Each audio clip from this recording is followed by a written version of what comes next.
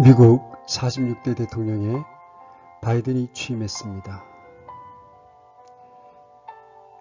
딥스테이트 카발이 커밍아웃하는 취임식이었습니다. 4.15 부정선거를 덮고 간다면 대한민국이 법치주의 자유민주 국가로서 존립하는 것이 불가능하다는 절박한 심정에서 심한 가슴앓이를 했듯이 미국인들 또한 그럴 것입니다. 주변의 많은 사람들은 4.15 부정선거의 진실을 알고도 침묵하고 또 방관합니다. 미국 대통령 부정선거 역시 우리나라 4.15 총선 사전선거와 유사한 우편선거에서 대규모로 자행되었습니다. 또한 유권자 수보다 투표자 수가 많은 곳이 우리나라와 미국에서도 공통적으로 다수 확인되었습니다. 우리나라 선거관리위원회가 급격하게 늘어난 사전투표 선거인 통합 명부를 공개하지 못하듯이 미국 역시 우편투표 선거인 명부를 공개하지 못하였습니다. 트럼프가 저들을 계엄령을 통해 심판해 주길 원했으나 그렇게 되지 않았습니다. 헌터 바이든은 현직 부통령이던 2014년 바이든의 후광을 등에 업고 우크라이나 에너지 회사 이사가 돼 특별히 한 일도 없이 매월 8만 달러, 하나로 약 9천만 원 이상의 보수를 챙긴 것도 논란이 되었고, 트럼프 대통령은 헌터가 아버지 덕분에 부당한 경제적 이득을 얻었다고 주장한 바 있습니다. 바이든의 아들 헌터의 마약 정황, 성관계 영상이 담긴 사생활 자료가 대거 유출됐다는 보도까지 나왔었고, 헌터는 형수와 불륜 사실도 있습니다. 이런 아들을 둔 바이든은 소아 성애자입니다. 이런 사람이 미국의 대통령이라니 참으로 참담하고 기막힌 일이 아닐 수 없습니다. 한켠에선 아직 트럼프 대통령의 작전은 비밀리에 진행되고 있다는 희망회로를 돌리는 부류도 있습니다. 그렇게 됐으면 참 좋겠습니다. 하지만 성경은 오래전부터 사람을 통해서는 이 땅의 평화가 도래할 수 없음을 선언하고 있습니다. 참으로 평화로운 세상은 분명히 도래합니다. 하지만 그건 사람에 의해서가 아니라 바로 사람의 아들이신 예수 그리스도를 통해서만 오게 될 것입니다.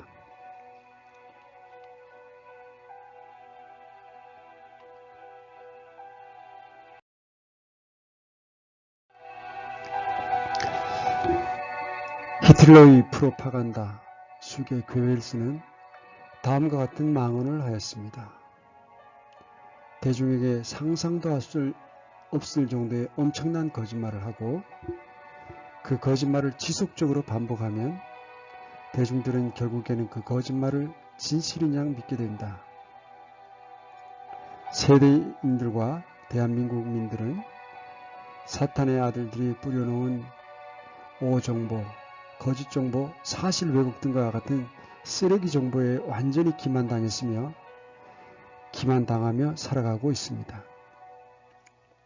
갈라디아서와 에베소서의 말씀처럼 성령님의 열매는 모든 선함과 의와 진리이듯 이 모든 악함과 불의와 거짓은 사탄이 세상에 뿌려놓은 달콤한 독입니다. 갈라디아서 5장 22절에 그러나 성령의 열매는 사랑과 기쁨과 화평과 오래 참음과 부드러움과 선함과 믿음과 에베소서 5장 9절에 성령의 열매는 모든 선함과 의와 진리 안에 있느니라. 이렇게 하나님 아버지께서는 의와 진리이시고 불의와 거짓은 사탄 마귀의 것입니다. 온갖 거짓말만 쏟아놓고 있는 정부와 개인은 하나님의 말씀을 정면으로 위배하고 있기에 반드시 세상법과 하나님의 엄중한 심판을 받을 것입니다.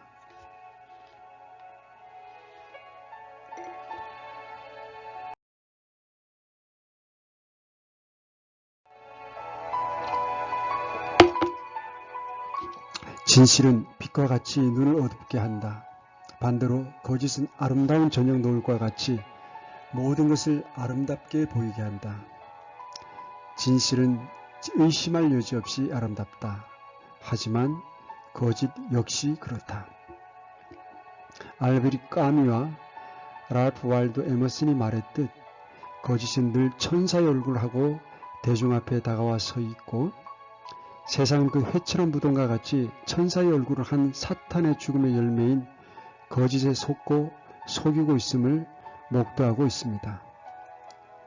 진실의 신발을 신고 있는 동안 거짓은 세상을 반바퀴 돌 수 있다고 한 마크 트웨인의 말처럼 거짓은 언제나 진리에 앞서서 거짓을 진실이라 과대선전하고 있으며 해로운 생각은 다른 생각으로 맞서 싸워야 한다.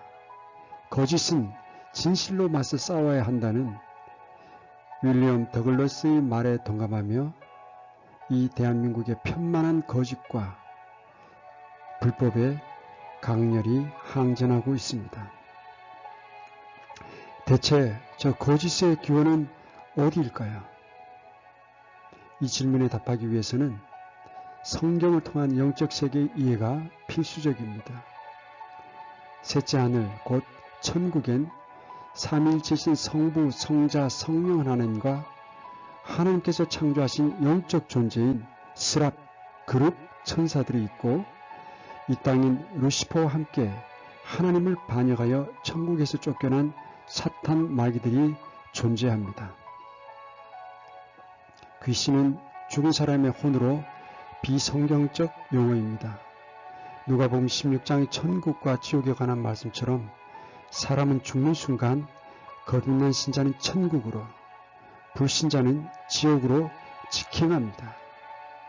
천국과 지옥의 중간에 있다는 천주교의 연옥은 거짓입니다.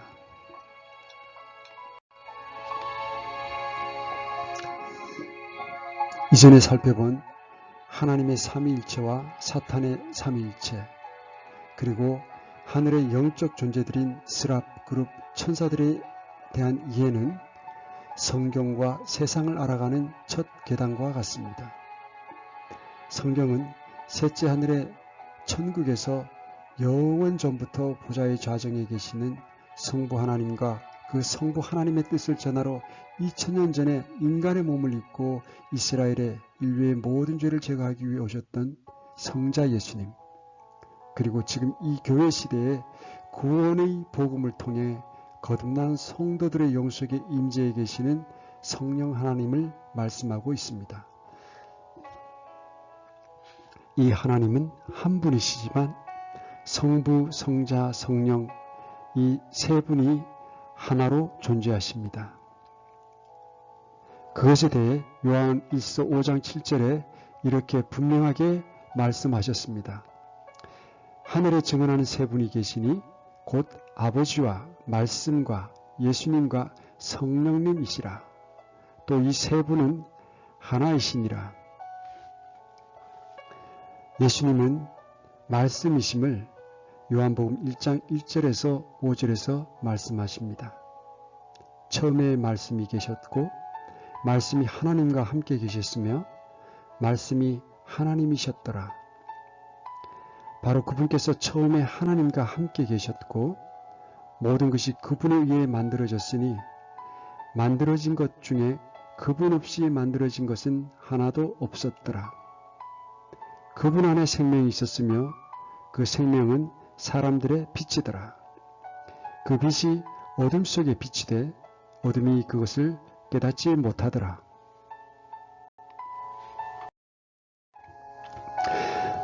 다음의 말씀들도 하나님의 삼위일체를 말씀하고 있습니다.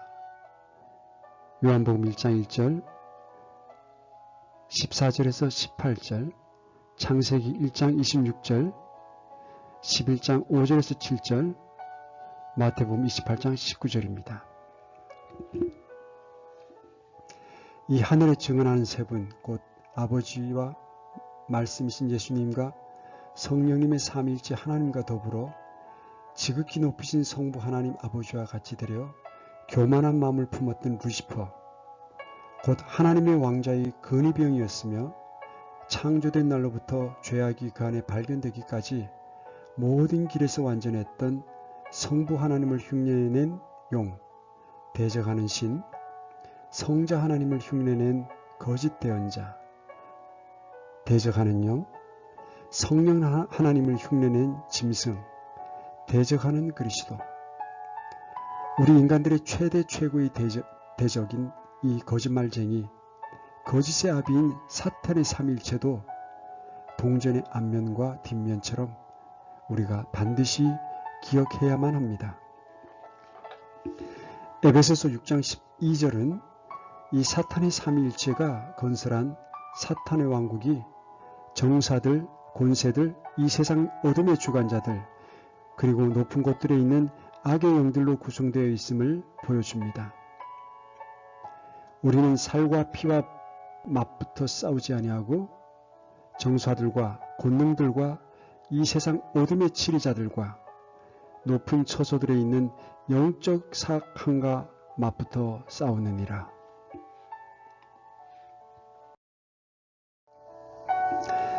요한복음 8장 44절에서는 이 사탄의 왕국의 왕의 정체에 대해 다음과 같이 말씀하고 있습니다.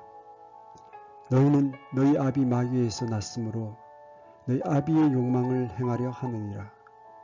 그는 처음부터 살인자요 자기 속에 진리가 없으므로 진리 안에 거하지 아니하고 거짓말을 할 때 자기의 것으로 말하나니 이는 그가 거짓말쟁이요 거짓의 아비이기 때문이라. 사탄은 거짓말쟁이, 거짓의 아비, 이 세상의 신입니다. 그리고 그 신은 거짓의 신입니다. 이 신이 하는 모든 말은 모두 거짓이요 완벽한 거짓말이요 완전 무결한 거짓말입니다. 세상이란 사탄의 체제에 속하는 모든 사람과 사탄의 올가미에 사로잡힌 모든 사람을 의미합니다. 이 루시퍼 사탄은 세상을 속이는 존재입니다. 온갖 거짓으로 속이는 존재입니다. 거짓말을 하는 자는 하나님께 속한 자가 아니라 마귀에게 속한 자입니다. 지금 미국과 한국의 민주당에서 거짓말을 쏟아내는 자들 또한 마귀에 속한 자들입니다. 요한일서 5장 19절 말씀, 또 우리는 성도들은 하나님께 속하고 온 세상은 사악함 가운데 있음을 우리가 아느니라. 하나님께서는 사탄의 체제에 속한 모든 사람과 사탄의 올가미에 사로잡힌 모든 사람은 사악하다 말씀하고 있으며 성도들은 하나님께 속하였다고 말씀하고 있습니다. 사탄은 세상에 속한 사람들의 눈을 가리고 거짓으로 속여 지옥으로 보내고 있습니다. 고린도후서 4장 3절에서 4절 말씀, 만일 우리의 복음이 가려졌다면 그것은 잃어버린 자들에게 가려졌느니라. 그들 속에서 이 세상의 신이 믿지 않는 자들의 마음을 가려 하나님의 형상이신 그리스도의 영광스러운 복음의 빛이 그들에게 비치지 못하게 하였느니라.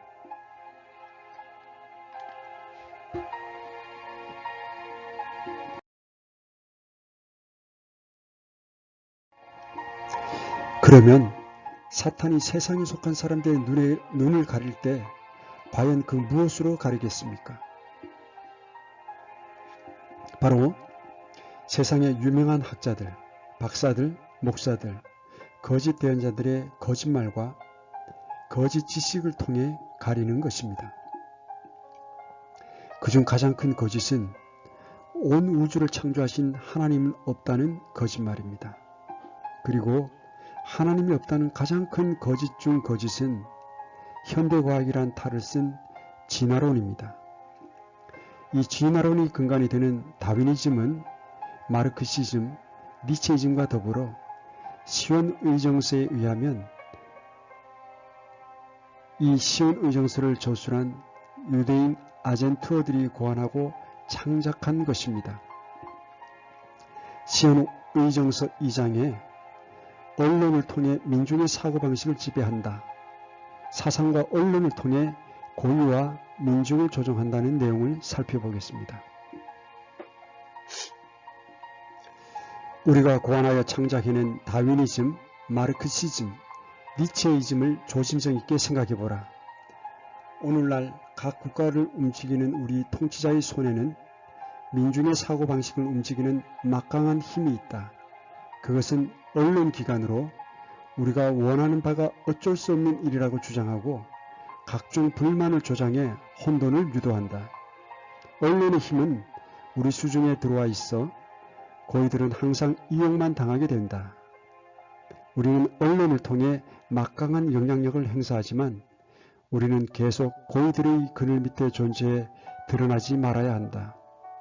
우리는 언론 덕분에 피땀 흘리지 않고 금을 손에 쥐게 되었지만 이렇게까지 되기까지 많은 선조들이 희생이 있었다는 것을 잊지 말아야 한다.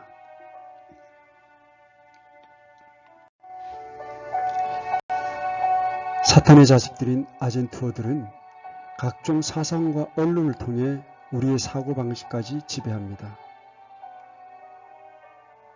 다윈의 진화론, 마르크스의 공산주의, 니체의 허무주의, 초인사상, 철학은 모두 거짓말쟁이 거짓아비의 아들들인 프리메이슨이 인류를 그들이 의도한 잘못된 방향으로 이끌기 위해 만들어내는 사탄의 사상이요 이데올로기 체계입니다. 철학이 인류에 미치는 영향은 광대한데 새로운 철학이 나오면 사람의 의식 구조가 바뀌고 그에 따라 과학, 예술, 문학, 경제, 문화가 발전하기 때문입니다. 골로새서 2장 8절 말씀입니다. 어떤 사람이 철학과 헛된 속임수로 너희를 노락하지 못하도록 조심하라. 그것들은 사람들의 전통과 세상의 유치한 원리들을 따르는 것이요 그리스도를 따르는 것이 아니니라. 철학과 헛된 속임수는 전통과 세상의 유치한 원리를 따르는 것이라고 말씀하고 있습니다. 그러나 세상은 철학을 세상에서 가장 고매한 것이라며 거짓말하고 있습니다. 현대사회는 사탄의 자식들, 곧 일루미나티들이 만든 포스트 모더니즘에 의해 기존에 내려졌던 정의가 무너지고 정체성과 가치관이 붕괴되었습니다. 이런 영향이 신학에 파고들어 기형적인 기독교를 양산하고 뉴에이지 종교를 신봉하게 하고 있는 것입니다.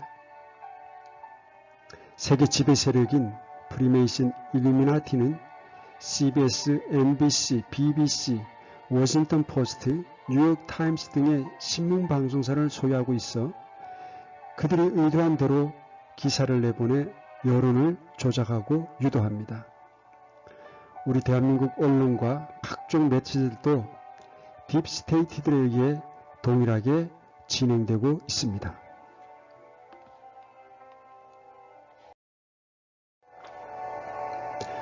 정치인이 성공하려면 언론의 지원을 받아야 하기에 프리메이슨 일루미나티에 의존할 수밖에 없으며 만약 말을 듣지 않으면 닉슨의 워터게이트 사건과 같은 거짓말을 통해 사임하게 합니다.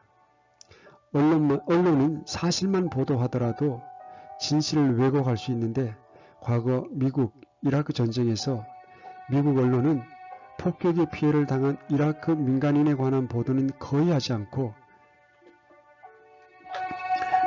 승전보나 전쟁 영웅 만들기에 관한 보도만 했었습니다.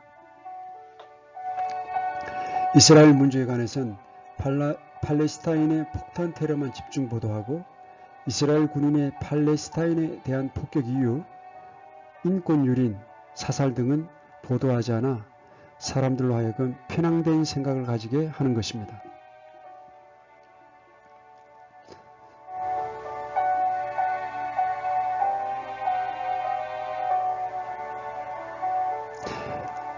데이비드 록펠러가 1991년 6월 5일 빌더버그 회의 기조연설에서 했던 다음의 내용을 들어보시면 일루미나티들이 매스컴을 통해 어떻게 진실을 거짓으로 가리고 있는지 알 수가 있습니다.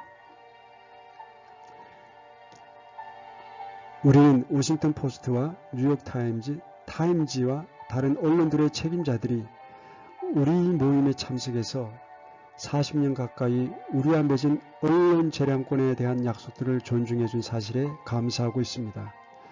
이 기간 동안 우리가 대중들에게 조명을 받는 대상이 되었다면 세계를 향한 우리의 계획을 진전시키는 것이 불가능했을 것입니다.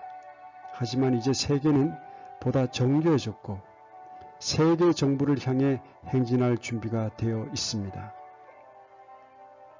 지식 엘리트의 초국가적인 주권과 세계 은행가들이 확실히 과거의 세대들보다 국가의 자치적인 결정에 관여할 수 있게 되었습니다.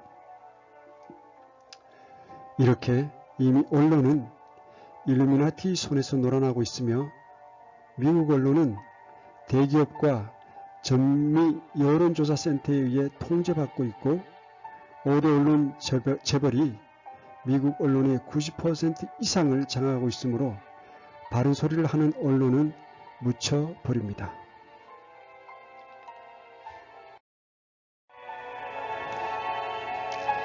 노암 촘스키는 주류 언론을 가리켜 보조정부라 칭하였고 그들의 보도 태도는 동일한 사고방식을 유도한다는 점에서 여론 제조기라 불리고 있습니다.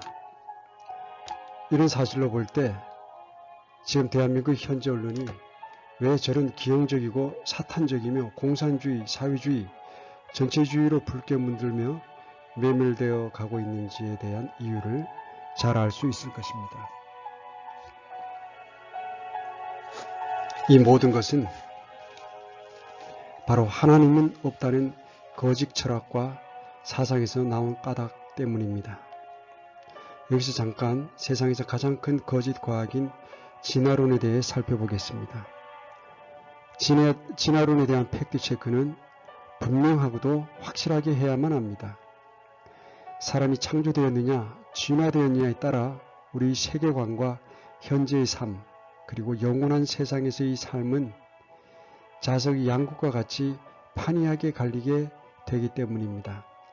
너무나 많은 사람들이 삶과 죽음에 대한 근원적 물음에 자문하거나 지식의 원 뿌리까지 철저하고 과학적인 팩트체크를 통해 왜 사는지, 왜 죽는지에 대한 명확한 답을 확인하지 않기에 세상적으로 너무나 선한 이들이 지금 이 순간 지옥으로 향하고 있습니다. 진화론이라는 사이비 과학이 얼마나 엄청난 상상과 기대와 믿음이라는 가느다란 줄 위에서 고개를 하는 가설인지 아는 사람은 다 압니다. 진화론에는 정작 진화에 대한 증거가 없습니다. 그 검증 과정은 일부러 무시됩니다. 혹 이곳에 아직까지 예수 그리스도를 영접하고 그리스도인으로 거듭나지 않으신 분이 계시다면 귀를 세우셔서 이 진화론이 얼마나 허구, 거짓, 왜곡으로 넘쳐나는지 판단해 보시기 바랍니다. 그리고 인간과 우주의 창조자, 구원자이신 예수 그리스도를 믿고 구원받으시기 바랍니다.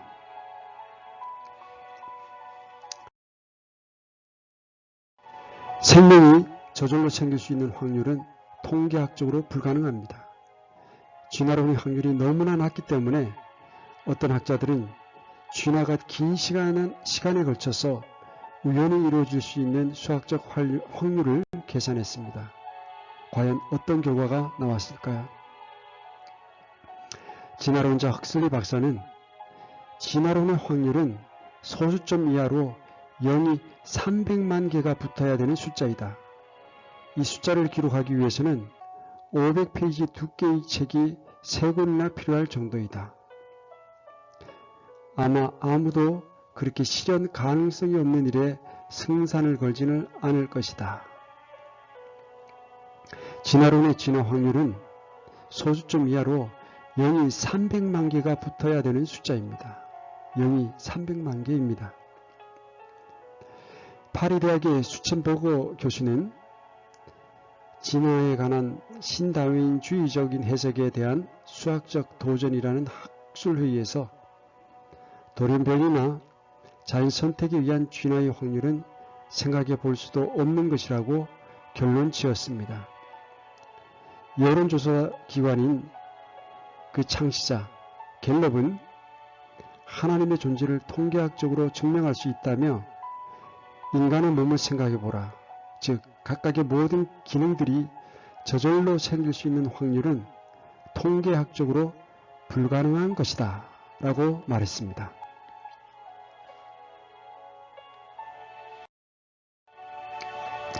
최초 생명이 발생할 수 없음을 깨닫고 창조론자가 된 딘 캐년은 1960년대에서 70년대 이 분야를 선도하는 과학자 중 한 명이었지만 미세한 세포나 단백질이 얼마나 복잡하고 정교한지를 알고 생명의 시작을 자연과학으로 설명할 수 있는 두 가지 가능성을 염두에 두었습니다.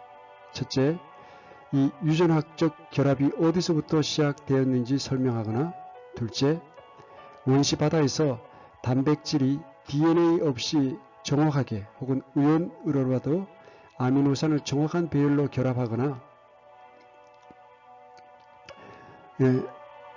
둘 다 할 수 없음을 깨닫고 1970년대 후반 화학 진화로 생명의 시작을 설명하려는 자신의 모든 연구 결과를 폐기하게 됩니다. 그리고 그 이후에 계속 발표되는 DNA 중요성에 대한 연구 결과를 보며 유전자 정보의 절대적인 필요성을 깨닫고 자신의 늦은 선택이 옳았음을 확신하였습니다.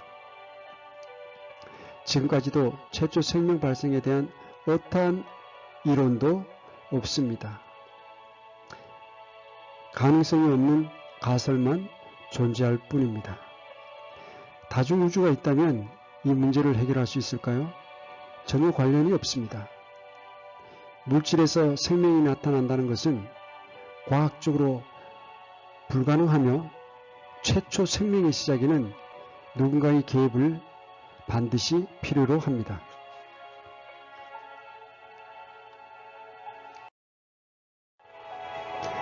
미국의 과학 전문지인 사이언티픽 어메리컨지는 다음과 같은 글을 발표했습니다. 확률적으로 본다면 현재의 주어진 환경에서 한 개의 단백질 분자가 만들어진다는 것은 생명체의 탄생을 위하여 지구가 가진 모든 공간과 시간을 허용한다고 할지라도 불가능한 일이다. 지구상의 생명체가 우연히 생성될 수 있는 가능성은 확률적으로 불가능하다는 것입니다. 이것이 진화론에 대한 전문가의 견해입니다. 그런 확률을 믿을 바엔 하늘의 신이 생명체를 창조하셨다는 사실을 믿는 것이 훨씬 합리적이지 않겠습니까? 팽창하는 우주에 나타난 하나님의 증거라는 책에서 지구의 생명체가 자연히 우연히 생성될 수 있는 가능성에 대해서 이렇게 설명했습니다. 물질들이 서로 섞여 흔들리다가 우연히 한 개의 단백질 분자의 모양을 갖추기 위해서는 현재 우주 전체 안에 있는 물질의 100만 배 이상에 해당하는 양이 존재해야만 한다. 더구나 단 하나의 단백질 형성이 지구에서 일어나기 위해서는 확률적으로 거의 끝없는 시간, 즉 수십억 년이라는 세월이 필요하다. 놀라운 사실은 진화론과 빅뱅 이론은 우주의 생성과 수많은 생물들의 기원을 설명하면서 우연이라는 표현을 사용한다는 것입니다. 과학자들이 가장 피해야 할 표현이 우연인데 우연이라는 말을 사용해서 광활한 우주의 생성을 설명하는 것을 우리가 어떻게 받아들여야만 하겠습니까?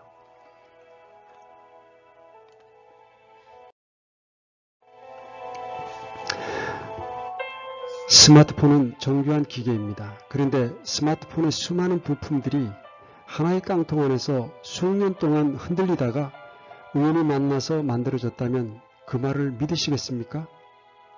많은 사람들이 이 스마트폰보다 수억 배 복잡한 우주가 우연히 생성되었다는 이론을 아무 생각 없이 받아들이고 있습니다. 진화론 확률은 소수점 이하로 0이 300만 개가 붙어야 되는 숫자이다. 이 숫자를 기록하기 위해서는 500페이지 두께의 책이 3권이나 필요할 정도이다. 바로 이것이 진화론 자들의 믿음입니다. 이렇게 실현 가능성이 없는 일에 승산을 걸지 않을 것인데, 그런데 그것을 믿는 것이 바로 진화론자들의 믿음입니다. 진화가 도무지 불가능하다는 사실을 알면서도 엄청난 확신을 갖고 믿는 진화론자들의 믿음에 대해서 어떻게 생각하십니까? 단세포 생물이 인간의 조상이라고 믿는 것보다 하나님께서 인간을 창조하셨다고 믿는 것이 훨씬 합리적이고 믿기가 쉽습니다. 아메바가 수십억 년이 지나면서 사람이 되었다는 것을 믿는 데에는 엄청난 믿음과 추측이 요구됩니다. 이제 우리는 양심적으로 대답해야만 합니다. 우리는 하나님께서 손으로 빚으시고 하나님의 호흡을 불어넣으셔서 만드신 만물의 영장입니까? 아니면 아메바가 조상이며 지금도 진화 중에 있는 하나의 동물입니까? 도마뱀과 사람의 조상이 모두 동일한 단세포 생물로부터 나왔습니까?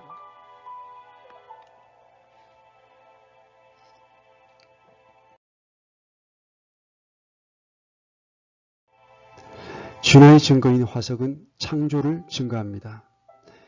A.C. 시와드는 화석의 기록은 생명의 기원에 관하여 아무것도 알려주지 않는다고 하였습니다. 진화론자 쿠니는 복잡한 RNA 분자의 기원과 단백질 접합, 바이러스 주요 그룹, 고세균과 박테리아, 그리고 온핵생물의 주요 계통 범위, 진핵생물의 슈퍼그룹, 그리고 동물문을 포함한 경우 각각의 중심축이 되는 결합의 생명 역사, 주요 종류는 급작스럽게 그리고 완벽하게 새로운 단계의 생물적 조직을 갖춘 것처럼 보인다. 다른 종류 사이의 중간 수준이나 중간 단계 형태는 찾을 수 없다 라고 하였습니다. 인류의 자연 환경 파괴와 급격한 기후변화로 인해 새로운 종의 출현 소식이 기대되지만 중간 진화를 밝혀낸 증거는 전무합니다. 진화론에 따르면 현대 문명의 폐해로 자원 고갈, 환경 파괴, 대기오염으로 인한 지구온난화와 기후변화 등으로 새로운 강의 도래를 기대하지만 오히려 끊임없이 종의 멸종만 관찰됐을 뿐 새로운 종의 출현 소식은 단 한 건도 없습니다. 진화는 오직 환경적 필요에 따라 생명체의 개선이 점진적으로 이루어집니다. 인간과 같은 영장류인 침팬지의 두뇌 용량과 성능의 차이는 거의 하늘과 땅 수준입니다. 마치 2메가바이트와 1000기가바이트의 성능 차이로서 아무리 똑똑한 침팬지라도 단 한 단어도 이해하거나 읽지 못하며 진화 과정상 훨씬 먼 대쥐보다도 영리하지 못합니다. 스티브 호킹 박사는 만일 외계인이 지구를 발견한다면 인류의 재앙이 될 것이라 이렇게 경고한 바 있습니다. 사회과학도 대부분 엉터리지만 자연과학, 심지어 현대의 최고 지성인이랄 수 있는 유명 물리학자도 얼마나 멍청한 발언을 일삼는가 단적으로 말해줍니다. 생물학자인 리처드 도킨스도 진화론을 주장하면서 유독 외계인이 지구 생명체를 창조했을 가능성을 부인하지 않는데, 그렇다면 그 외계인은 누가 창조했습니까? 우주 나이는 고작 137억 년이고 외계인들이 수십억 년간 지구에서 천천히 실험하겠습니까? 대개 교수 과학자들도 정치가만큼 믿을 수 없는 거짓말쟁이들이 숱하게 있습니다. 지금 세계는 거짓말쟁이 거짓아비의 정치 시스템엔 전체주의, 사회주의, 공산주의화 되어가고 있습니다. 이 공산주의와 나치즘 인종 청소 대량 학살의 사상적 기반과 면죄부를 부여한 진화론과 우생학 니체이즘 역시 사탄의 자식들의 걸작품입니다. 우리가 권하여 창작해낸 다윈이즘, 마르크시즘, 니체이즘을 조심성 있게 생각해보라.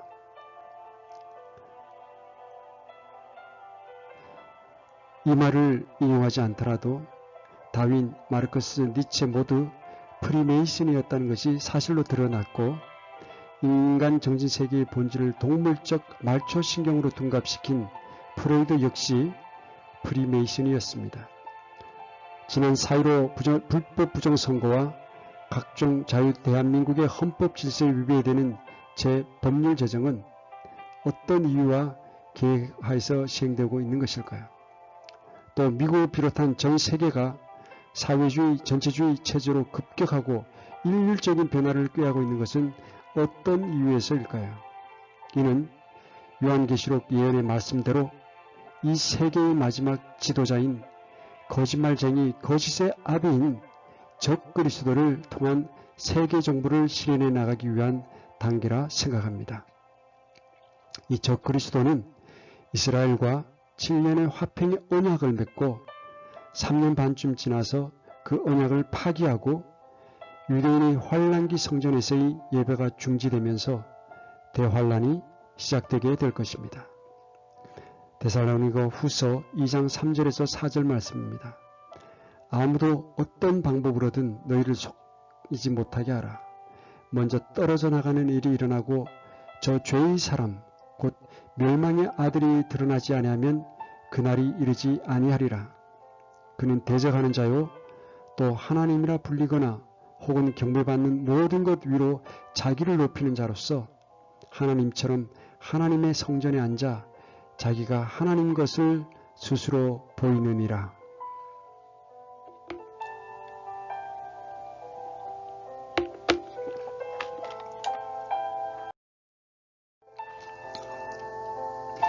다니엘서 9장 24절에서 27절의 다니엘의 71회를 살펴보면 7년 환란기에도 성전이 있고 적그리스도가 후반부 3년 반 시작되는 때에 성전으로 들어갑니다. 어떤 이들은 이것을 환란기 성전이라고 말합니다. 아마도 이 환란기 성전은 7년 환란기 바로 전에 혹은 환란기가 되면서 건축될 것입니다. 데살로니가후서 2장 4절 말씀입니다. 그는 대적하는 자요 또 하나님이라 불리거나 혹은 경배받는 모든 것 위로 자기를 높이는 자로서 하나님처럼 하나님의 성전에 앉아 자기가 하나님인 것을 스스로 보이느니라. 계시록 11장 1절에서 2절 말씀. 또 내가 막대기 같은 갈대를 받음에 그 천사가 가 서서 이르기를 일어나 하나님의 성전과 제단과 그 안에서 경배하는 자들을 측량하되 성전 밖에 있는 뜰은 내버려 두고 측량하지 말라.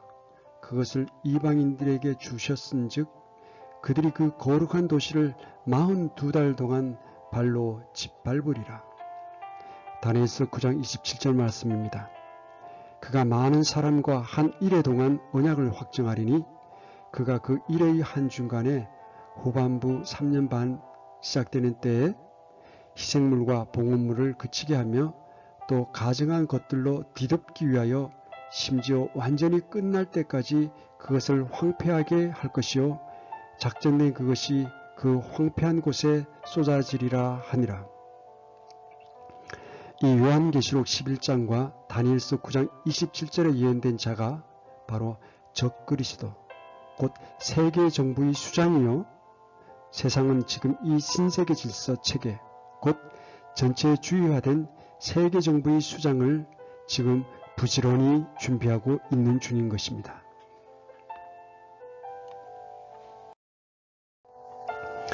거짓말쟁이 거짓아비 아들들인 일루미나티들의 연설들을 분석해보면 이 세계가 지금 어디로 향해 나아가고 있는지 명확히 알 수 있고 그 정부는 요한계시록에 나오는 거짓말쟁이 거짓의 아비가 세우는 적그리스도 곧 거짓 그리스도의 정부임을 알 수 있습니다. 먼저 오랫동안 일루미나티면서 사회주의자로서 대통령 후보로 나섰던 노만 토마스가 폭로한 뉴월드 오더 계획 22가지 사례 중 하나를 살펴보겠습니다.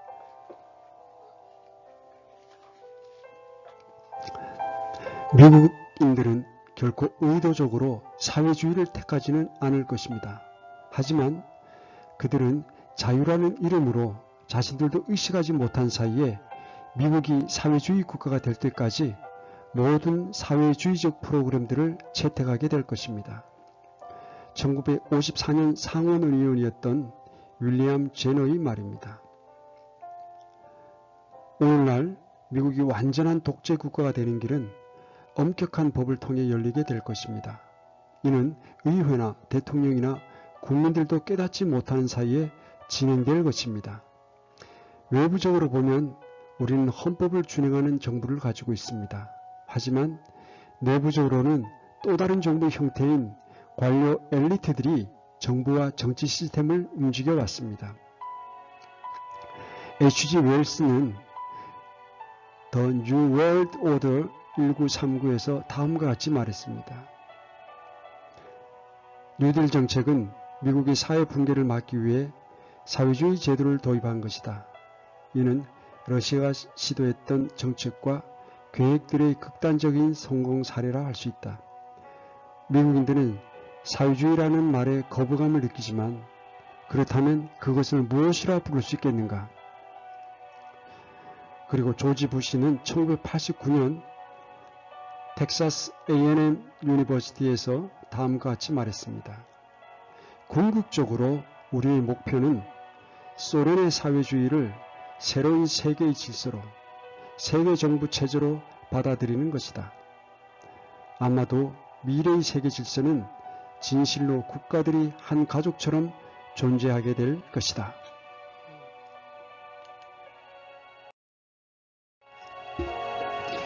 (1928년) 사회주의자 버나드 쇼는 다음과 같이 말했습니다. 사회주의 체제에선 여러분은 가난해지는 것이 허락되지 않습니다. 여러분은 강제적으로 먹여지고 입혀지고 재워지고 교육받고 그리고 고용이 됩니다. 단 여러분이 그것을 좋아하는지 아닌지는 관계가 없습니다. 만일 여러분이 이런 고충을 감당할 성격이나 근면함이 충분하지 않다는 사실이 발견된다면 아주 친절하게 처형될 것입니다. 1987년 미하일 고르바초프는 다음과 같이 말했습니다. 우리는 공산주의 세계인 뉴월드 오더를 향해 전진하고 있으며 결코 이 행진을 멈추지 않을 것입니다. 2차 세계대전 당시 아돌프 히틀러가 했던 다음의 말도 함께 기억해 주십시오. 국제사회주의는 뉴월드 오더를 수립하기 위한 자체 혁명을 시도할 것입니다. 위 말들을 종합해보면 이 마지막 시대의 세계정부 형태는 바로 사회주의, 공산주의, 전체주의 체계임을 명확히 알 수 있습니다. 이렇게 하나님이 없다고 생각하는 철학과 신학, 이데올로기를 통해 이 세상은 사탄이 원하는 뉴월드 오더의 짐승 정부 시스템으로 차츰차츰 변화되어 가는 것입니다. 이 사회주의, 전체주의 사회를 구축하기 위해서 영적으로는 말세에 사탄은 다른 복음을 전하는 자신의 설교자들을 관장하여 이 말세의 징조들에 대해 명확히 일러주신 요한계시록의 말씀들을 거짓과 다른 복음으로 눈멀게 할 것입니다.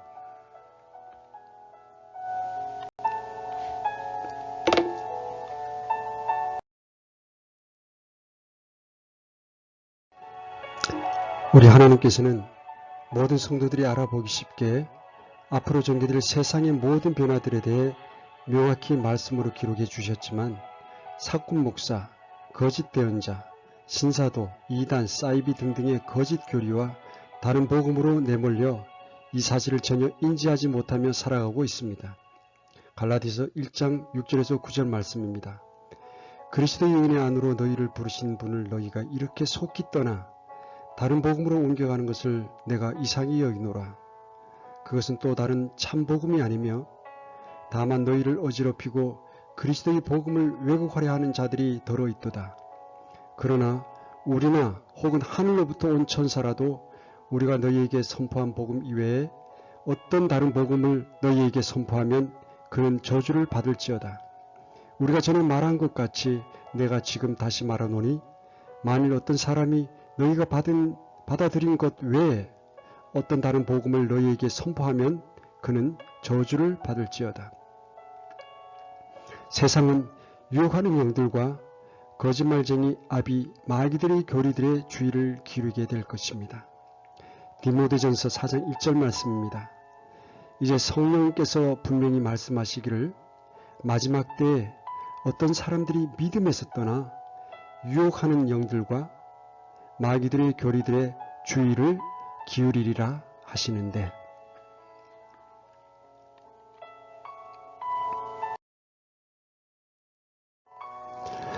베드로는 마지막 때에 도처에서 일어날 거짓 교사들에 대해 자세하게 설명합니다. 베드로후서 2장 1절에서 2절 말씀.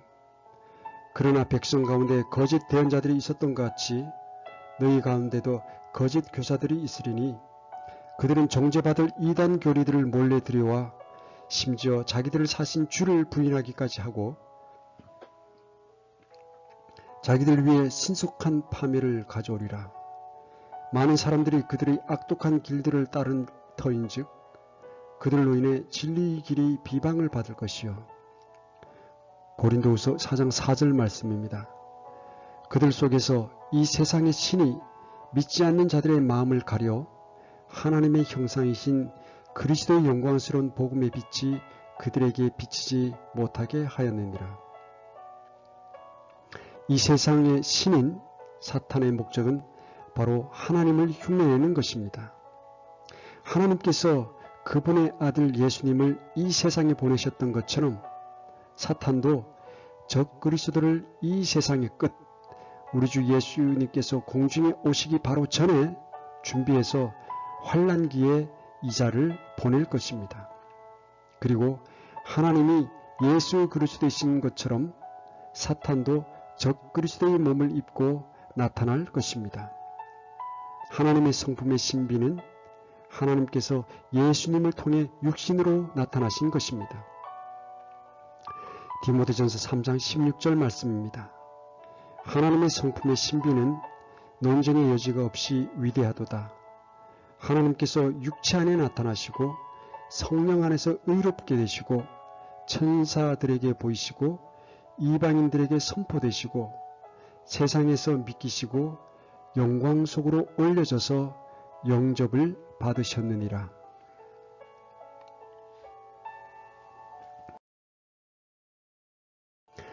데살로니가후서 2장 7절 말씀입니다. 또 불법의 신비는 사탄이 육신으로 나타나는 것입니다. 불법의 신비가 이미 일하고 있으나 다만 지금 막고 있는 이가 길에서 옮겨지기까지 막으리라. 우리는 적 그리스도를 통하여 거짓의 아비 사탄이 행하는 일들을 보게 될 것입니다. 그리스도께서 교회가 있듯이 적 그리스도에게도 사탄의 회당이 있습니다. 계시록 2장 9절 말씀입니다. 내가 내 행위와 환난과 궁핍을 알며 그러나 내가 부유하도다. 또 스스로 유대인이라 하나 유대인이 아니요 사탄의 회당인 자들의 신성 모독을 아노라. 계시록 3장 9절 말씀입니다. 보라, 사탄의 회당에 속한 자들 곧 스스로 유대인이라 하나 유대인이 아니고 거짓말을 하는 자들이 있는데 보라, 내가 그들이 와서 내 발 앞에 경배하게 하고 내가 너를 사랑한 줄을 알게 하리라. 그리스도께서 신부인 교회가 있듯이 적 그리스도도 그의 신부인 음료교회가 있습니다. 에베소서 5장 25절에서 27절 말씀입니다. 남편들아, 너희 안에 사랑하기를 그리스도께서 교회를 사랑하사 교회를 위하여 자신을 주신 것 같이 하라. 이것은 그분께서 말씀을 통해 물로 씻음으로 교회를 거룩히 구별하고 정결하게 하려 하시며 또 그것을 점이나 주름이나 그런 것이 없는 영광스러운 교회로 자기를 위해 제시하려 하심이며 교회가 거룩하고 흠이 없게 하려 하심이라. 계시록 17장 5절 말씀입니다.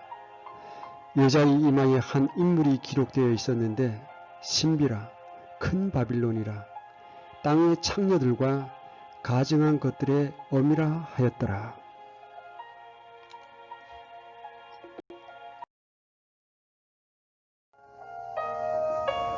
그리스도께서 참여의 잔, 주의 잔이 있듯이 저 그리스도도 마귀들의 잔을 가지고 있습니다.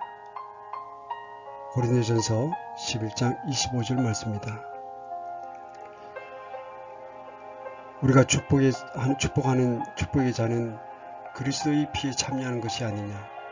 우리가 떼는 빵은 그리스도의 몸에 함께 참여하는 것이 아니냐. 너희가 주의 잔과 마귀들의 잔을 겸하여 마실 수 없으며 주의 상과 마귀들의 상에 겸하여 참여하는 자가 될 수 없느니라. 저녁 식사 뒤에 또 그와 같은 방법으로 잔을 집으시고 이르시되 이 잔은 내 피로 세우는 새 상속 언약이니 너희가 그것을 마실 때마다 나를 기억하여 이것을 행하라 하였느니라. 그리스도 예수님께서 3년 반 동안 세상에서 복음을 전하셨듯이 사탄도 적 그리스도를 통해 같은 기간인 대할년 기간 동안 통치할 적 그리스도를 세울 것입니다. 그리스도께서 33세의 나이에 돌아가셨듯이 적 그리스도 동일한 나이에 아무런 이유 없이 죽음을 당할 것입니다. 사도 요한은 환상 중에 바다에서 올라오는 짐승을 보고 그것을 묘사한 후 다시 땅에서 올라오는 다른 짐승을 보았습니다. 요한이 그 두 번째 짐승을 양이라고 말하지 않았지만 그 짐승은 양같이 생긴 두 뿔을 가지고 있었습니다. 다시 말해서 양처럼 생긴 짐승이었던 것입니다. 이런 이유로 많은 사람들은 그 두 번째 짐승을 적 그리스도라고 주장합니다. 왜냐하면 적 그리스도는 그리스도를 흉내내기 때문입니다.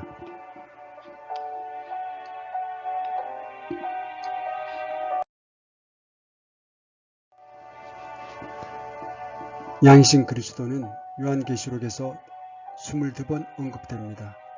요한계시록 5장 6절에서 묘사되고 있는 양은 7뿔을 가진 양이지 2뿔을 가진 양이 아닙니다.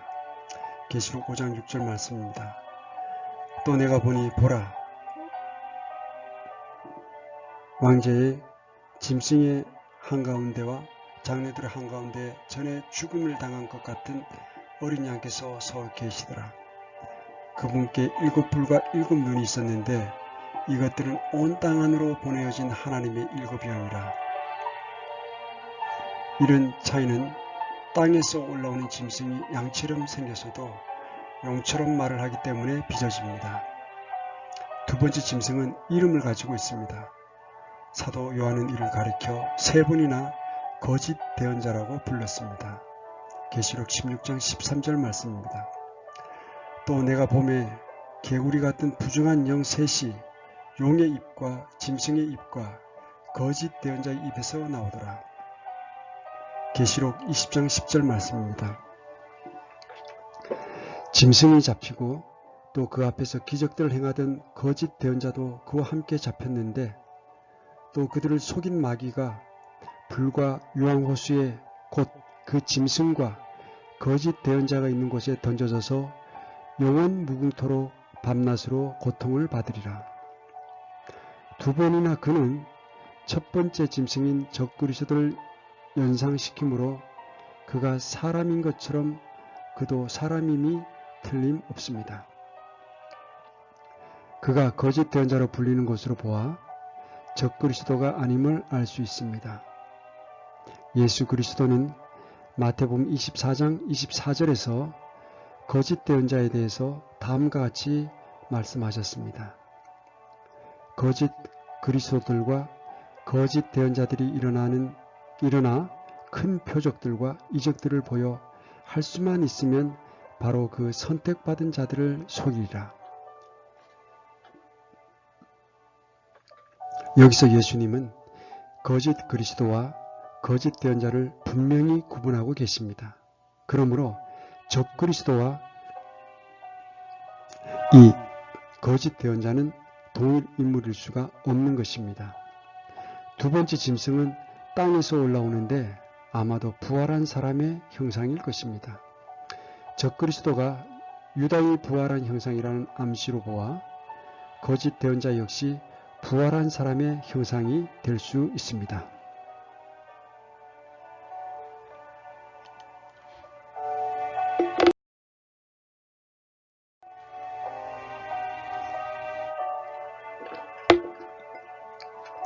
우리가 알고 있듯이 두 증인, 즉 모세와 엘리야가 하늘로부터 내려오게 되면 이에 대항하여 사탄도 지하세계로부터 두 사람을 올려보낼 것입니다. 첫 번째 짐승인 적그리스도와 두 번째 짐승인 거짓 대언자, 이들 모두 산채로 불못에 던져진다는 사실은 그들이 보통 사람 이상의 사람들이며 첫 번째 짐승은 다시 세워질 로마 제국을 통치할 마지막 사람이라는 것에 대한 충분한 증거가 됩니다. 이 적그리스도는 거짓말쟁이, 거짓의 아비인 사탄의 조종을 받는 초인간, 즉 적그리스도인 것입니다. 용과 짐승 그리고 거짓 대언자는 하나님의 삼위일체를 흉내낸 사탄의 삼위일체입니다. 눈에 보이지 않는 용은 아버지 사탄이고 짐승은 멸망의 아들인 적그리스도를 가리키며 그는 용에게서 태어나 이 세상에서 죽고 부활하여 그의 아버지인 용으로부터 왕자를 받게 될 것입니다. 거짓 대언자는 사탄과 적그리스도로부터 시작된 용처럼 말하는 악령입니다. 용은 사탄이고 짐승은 적그리스도이며 거짓 대언자는 악령으로서 이 셋 모두 불호수의 산채로 던져진다는 사실은 사탄의 삼위일체가 있음을 증명하는 것입니다. 계시록 20장 10절 말씀입니다. 또 그들을 속인 마귀가 불과 유황호수에 곧 그 짐승과 거짓 대언자가 있는 곳에 던져져서 영원 무궁토록 밤낮으로 고통을 받으리라. 적그리스도는 이스라엘에서 왕으로서 왕국을 7년간 통치합니다. 그는 사탄이 예수님께 제안했다가 거절당한 이 세상의 왕국을 받아들일 것입니다. 마태복음 4장 8절에서 10절 말씀입니다. 마귀가 다시 그분을 데리고 심히 높은 산으로 올라가 세상의 모든 왕국들과 그것들의 영광을 그분께 보여주며 그분께 이르되 내가 만일 엎드려 내게 경배하면 내가 이 모든 것을 내게 주리라 하매 이에 예수님께서 그에게 이르시되 사탄아 너는 여기서 물러가라. 기록된 바 너는 주 내 하나님께 경배하고 오직 그분만을 섬길지니라 하였느니라 하시더라.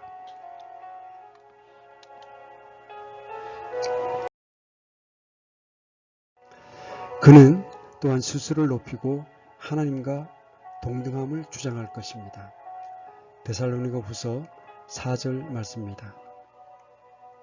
그는 대적하는 자요 하나님이라 불리거나 혹은 경배받는 모든 것 위로 자기를 높이는 자로서 하나님처럼 하나님의 성전에 앉아 자기가 하나님인 것을 스스로 보이느니라. 그러나 거짓 대언자는 왕이 아닙니다. 그는 자기 자신을 높이는 것이 아니라 첫 번째 짐승인 딥스테이트들이 만드는 적그리스도를 높입니다. 그와 첫 번째 짐승인 적그리스도를 숭배할 것이고 사람들로 하여금 그렇게 하도록 강요할 것입니다. 또한 거짓 대언자는 생기를 불어넣는 힘을 가지고 있고 이것으로 성령님을 흉내낼 것입니다. 예수 그리스도의 사람들이 구속의 날까지 성령님 안에서 인치심을 받은 것처럼 하나님의 거룩한 영을 슬프게 하지 말라. 그분으로 말미암아 너희가 구속의 날까지 봉인되었느니라. 에베소 4장 30절 말씀입니다. 사탄의 아들인 적그리스도를 따르는 사람들도 멸망의 날까지 거짓 대언자에 의해 인침을 밟게 될 것입니다. 계시록 13장 16절에서 17절 말씀입니다.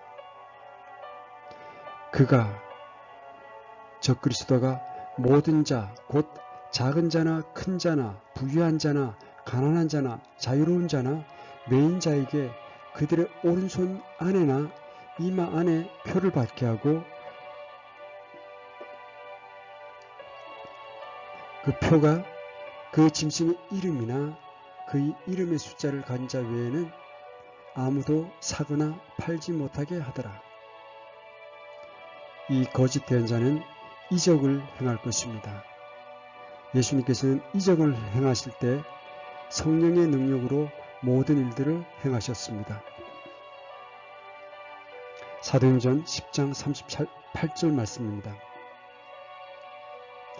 하나님께서 나사렛 예수님께 성령님과 권능으로 기름을 부으심에 그분께서 두루 다니시며 선을 행하시고 마귀에게 옥눌린 모든 사람을 고치셨으니 이는 하나님께서 그분과 함께 하셨기 때문이라.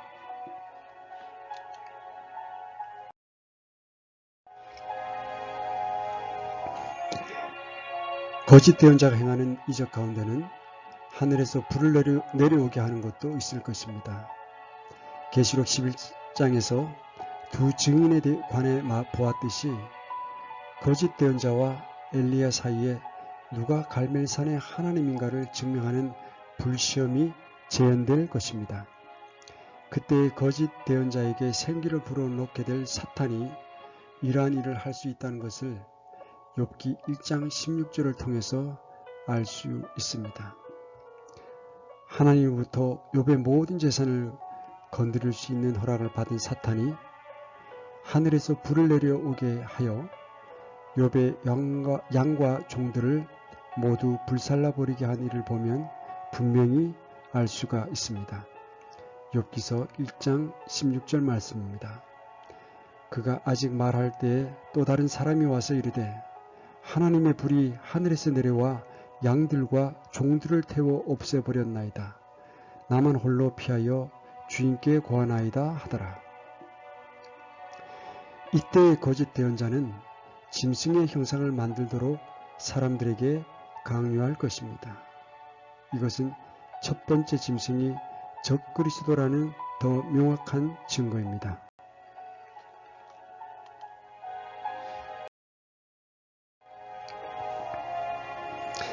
눈에 보이는 하나님을 경배하고자 하는 것은 인간이 가진 최대의 약점 가운데 하나입니다. 모세의 인도하에서 이집트를 탈출해 나온 이스라엘 사람들은 모세가 시내산으로 들어가 40일간 아무런 소식이 없었을 때 그들의 믿음을 버렸습니다. 그들은 아론에게 자신들을 인도할 신을 만들라고 요구했고 아론은 그들을 위해 금송아지를 만들었습니다. 마찬가지로 거짓 대언자도 사람들에게 경배의 목적으로 짐승의 형상을 만들도록 할 것입니다. 그러나 놀랍게도 거짓 대언자는 그 짐승에게 생기를 불어넣어 그 짐승으로 하여금 말을 하게 할 것이고 짐승에게 경배하지 않는 모든 사람을 죽이도록 할 것입니다. 다른 말로 해서 그 형상은 살아서 말하는 인조인간이 되는 것입니다. 이 형상은 느부갓네살 왕이 만들도록 명령하여 바빌론의 두랍 평야에 세워진 금 형상을 우리에게 상기시켜 줍니다.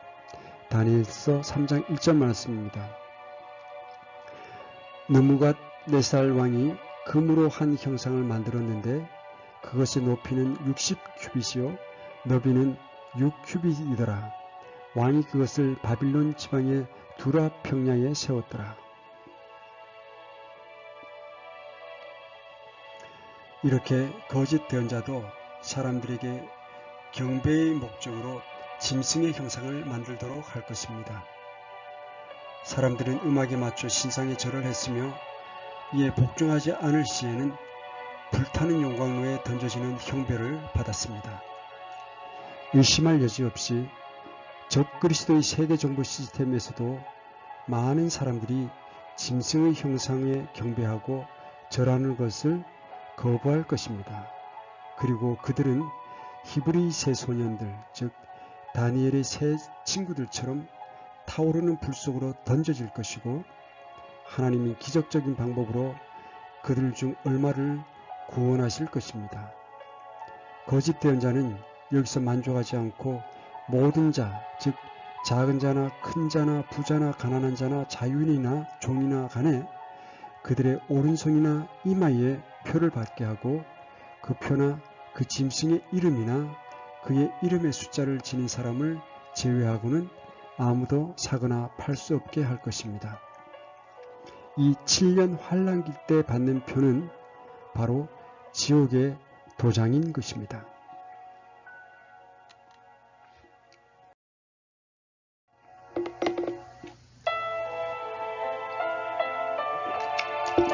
지금 이 세상은 이 적그리스도의 도래를 향하여 아주 급속도로 빠르게 달려가고 있습니다.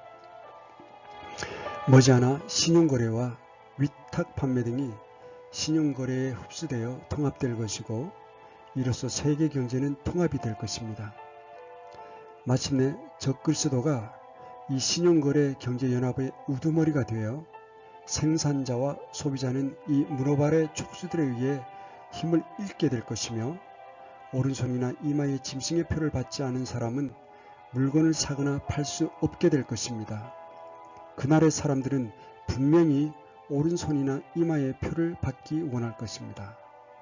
표를 받지 않는 사람은 물건을 사고 팔 수 없을 것이며, 이것은 누구에게나 예외 없이 적용될 것입니다. 그리고 이것을 지키지 않을 시에는 죽임을 당하게 될 것입니다. 짐승에게 경배하지 않는 사람들은 무서운 재앙을 입을 것이고, 표가 없어서 물건을 사고 팔지 못하는 사람들은 굶어 죽을 것이며, 그렇지 않은 사람들은 단두대에서 사형을 당할 것입니다. 계시록 20장 4절 말씀입니다. 또 내가 보니 왕좌들과 그것들 위에 앉은 자들이 있는데 그들에게 심판이 맡겨졌더라. 또 내가 보니 예수님의 증언과 하나님의 말씀으로 인하여 목배인 자들의 혼들이 있는데 그들은 짐승과 그의 형상에게 경배하지도 아니하고 자기들의 이마 위에나 손 안에 짐승의 표를 받지도 아니한 자들이더라. 그들이 살아서 그리스도와 함께 1000년 동안 통치하되,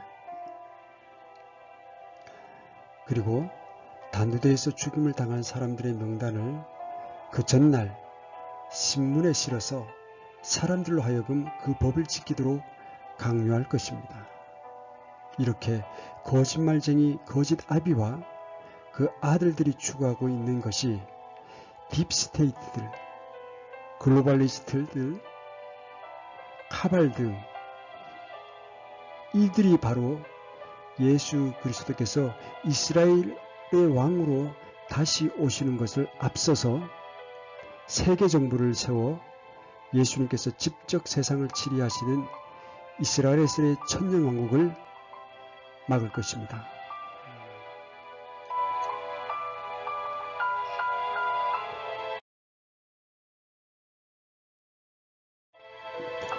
그러나 요한계시록에 예언되어 있는 이 적그리스도 세계 정부의 수장 마귀 정부는 아주 짧은 기간에 그 끝을 고하게 될 것입니다. 저들의 계획과 운명은 이미 2000여 년 전에 성경에 정확히 기록되어 있습니다. 우리는 이렇게 이미 하나님께서 이겨놓으신 영적 싸움을 하고 있는 것입니다. 이 거짓말쟁이 거짓 아비의 뉴월드 오더 세계 정부와 7년 환란기의 끝에 예수 그리스도의 재림과 동시에 일어날 이 사탄의 삼위일체의 최후는 다음과 같습니다. 먼저 사탄인 용은 바닥 없는 구덩이로 떨어질 것입니다. 계시록 20장 1절에서 3절 말씀입니다. 또 내가 보니 한 천사가 바닥 없는 구덩이의 열쇠와 큰 사슬을 손에 들고 하늘로부터 내려와 마귀요 사탄인 그 용 곧 저 옛 뱀을 잡으니라. 그가 그를 붙잡아 1000년 동안 결박하여 바닥 없는 구덩이에 던져 넣어 가두고 그 위에 봉인을 하여 1000년이 차기까지는 그가 더 이상 민족들을 속이지 못하게 하니라. 그 뒤에는 그가 반드시 잠시 동안 풀려나리라. 짐승 즉 적그리스도와 거짓 대언자인 악령은 산채로 불못에 던져짐으로 끝날 것입니다. 계시록 19장 20절 말씀입니다. 짐승이 잡히고 또 그 앞에서 기적들 행하던 거짓 대언자도 그와 함께 잡혔는데 그는 짐승의 표를 받은 자들과 그의 형상에게 경배하던 자들을 기적들로 속이던 자더라. 이 둘이 산채로 유황으로 불타는 불호수에 던져지고 이것이 우리 하나님과 인간들의 최대의 적인 루시퍼, 사탄 마귀와 그 아들들의 최후의 모습인 것입니다.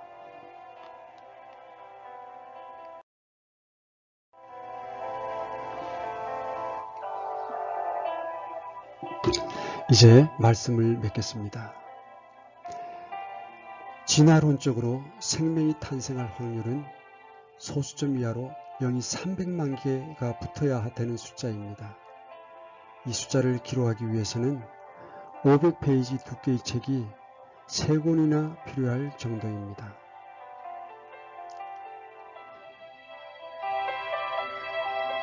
아마도 그렇게 실현 가능성이 없는 일에 승산을 걸지는 않을 것이다. 그러나 그것은 일어났다. 진화론자 헉슬리 박사의 말처럼 진화론 확률은 소수점 이하로 0이 300만 개가 붙어야 되는 숫자입니다. 0이 300만 개인 이 불가능한 확률을 믿으시겠습니까? 과학적으로나 수학적으로 도저히 일어날 수 없는 거짓 과학인 진화론은 거짓임에도 거짓말쟁이 거짓의 아비인 사탄의 자식들인 과학자, 박사, 철학자들을 통해 이 거짓과 비과학적 사실들을 교과서와 각종 정보 매체들을 통해 집요하게 가르치며 세뇌하고 있습니다. 이제 우리 모두는 이런 가짜 쓰레기 정보에 기만당하지 말고 쓸데없는 정보의 바다 인터넷에 의해 수장된 참된 진실을 반드시 찾아내야만 합니다. 거짓말쟁이 거짓의 아비가 이 세상에 너무나 많은 거짓을 진리와 진실로 회칠해 둔 까닭 때문입니다. 지금까지 살펴본 바와 같이 지금 세계는 요한계시록에 예언된 적그리스도 체계, 곧 전체주의, 사회주의 체제를 향해 맹렬히 달려가고 있습니다. 그것을 위해 사탄의 아들들인 세계지배 세력인 일루미나티, 프리메이슨, 글로벌리스트, 딥스테이트, 카발 등 이러한 집단들은 모든 분야를 완전히 장악하여 그들의 거짓말쟁이 거짓의 아비가 왕이 되는 뉴월드 오더 세계 정부를 구축해 가고 있습니다. 우리는 지금 영적 전쟁 중에 있습니다. 성부, 성자, 성령 삼일체 하나님과 사탄의 삼일체가 서로 전쟁 중에 있는 것입니다. 그러므로 이 현 세계와 대한민국의 현 상황들의 이면을 제대로 이해하려면 성경을 통해 영적인 지식체계를 쌓아야만 합니다. 그리고 이 영적 체계 확립을 위한 최고의 입문서는 바로 1611년 킹 제임스 성경입니다.